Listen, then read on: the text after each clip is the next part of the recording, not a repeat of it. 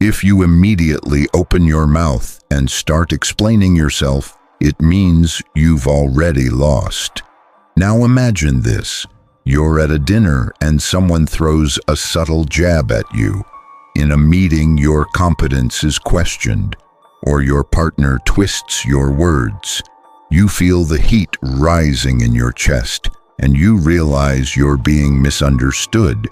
Naturally, your brain tells you the truth is being distorted and that you must correct it immediately. So you speak, you explain yourself, you try to fix it, you give reasons, and at that exact moment you hand them your throat. Because the world doesn't care how true your words are, my friend. If you reveal that desperation, the game is already over.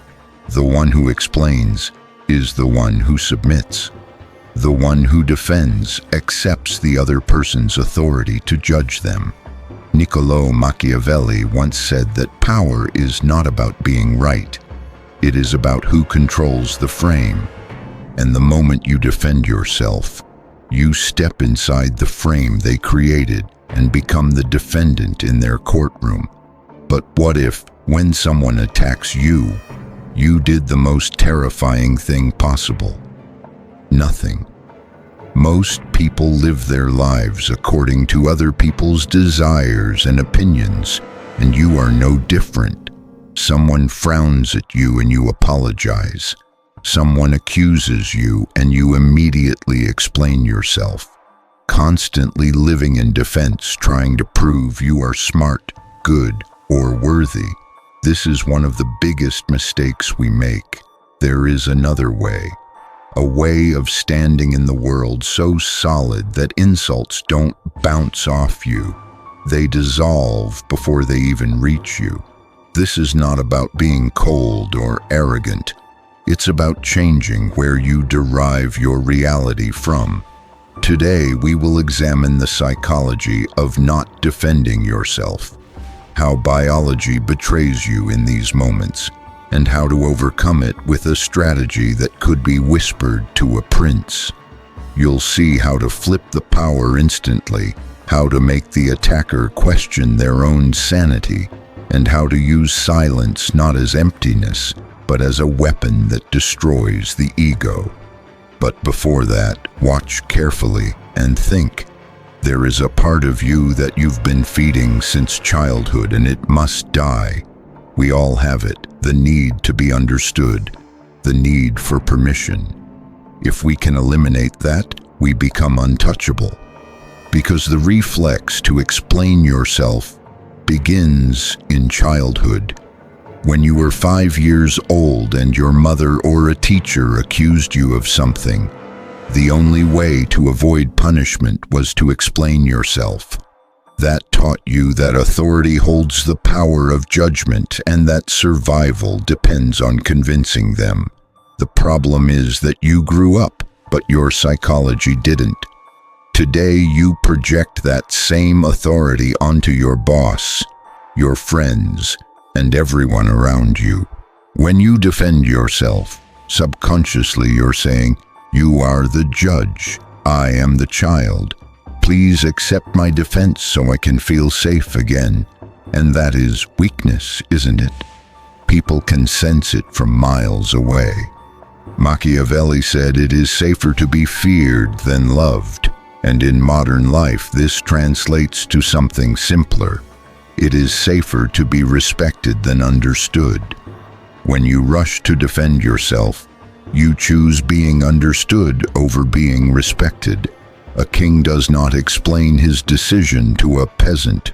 A lion does not explain its hunt to a gazelle. The moment you start explaining and listing reasons, you reveal that your internal stability depends on their approval, and that means you are dependent on them. Many people fall into the trap of thinking, if I explain it well enough, they will understand me. But attacks are never about facts. They are about power. They didn't accuse you to learn the truth. They accused you to see if you would jump, and you jumped. You must become untouchable. And the first step to becoming untouchable is realizing that the courtroom doesn't exist. There is no judge, no jury. There is only you and reality. When you stop seeing people as judges, their accusations turn into mere opinions, and opinions are just noise.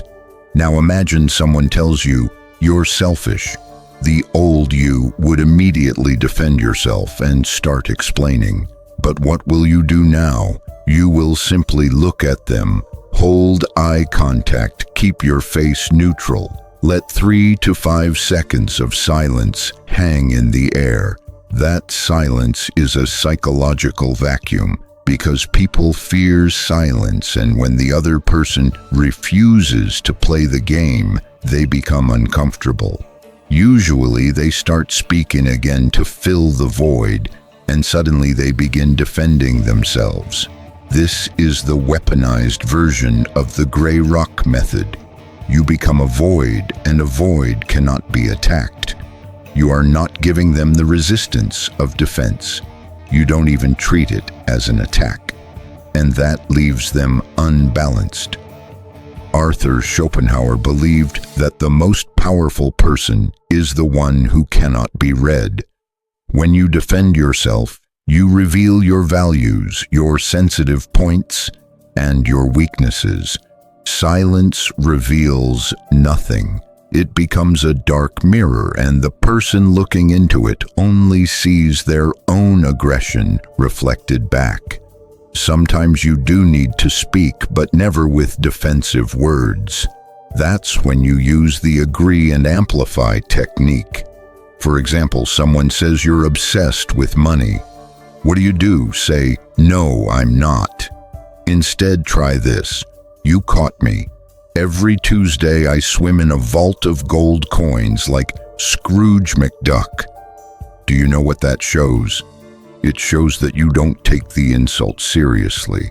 This is amused mastery, the attitude of a parent watching a child throw a tantrum because you know you are safe. As Robert Greene explains, when people try to force an identity on you, instead of fighting the box they put you in, mock the box and it collapses. When you defend yourself, you're revealing that you fear they might be right. The real solution is self-knowledge. A person who sees and accepts their flaws cannot be shamed. In every conflict, there is a hidden structure. One person is the judge and the other is the defendant. Power belongs to the one asking the questions. Your job is to reject the role of defendant and take the role of judge. If someone asks, "Why are you always late?" answer with, "Why does my arrival time affect your mood so deeply?" Now, the frame of the conversation has shifted. Sometimes the strongest move is simply agreeing, "You're right." This is called the fogging technique. Like throwing a rock into a bank of fog, the attack disappears. But there is an important detail. You accept the truth, but not the insult. You can say, "Yes, the report has errors," without saying, "I'm incompetent." That signals enormous confidence. Insecure people fight endlessly to prove they didn't make a mistake, while strong people say, "Yes, I messed up," and move on. That's normal. Everyone makes mistakes. But none of this works if it is only words. If your energy is shaking, it will fail, because dark psychology is 80% nonverbal frame. If people's words hurt you, it is because they touch a wound already inside you. If someone told you that you had blue skin, you would laugh it off. But if someone calls you a failure and you feel the need to defend yourself, that means there is doubt inside you. The greatest defense is knowing yourself. When you accept your darker side, no one can shame you and you become untouchable. You are no longer a fortress that needs defending. You become the wind. Now here is what I want you to do. For the next 7 days, try this like a challenge. no defense. If you are late, simply say, "I'm late." If you spill the coffee, say, "I spilled it." If people misunderstand you, let them misunderstand you and sit in the fire of that discomfort. Watch how people around you react, because someone who doesn't feel the need to explain themselves creates a strange kind of magnetism and stands out from everyone else. That is how you step out of the role of the child and into the role of the sovereign. The world will try to pull you back into reacting, but you must keep your mystery, your power, and your silence.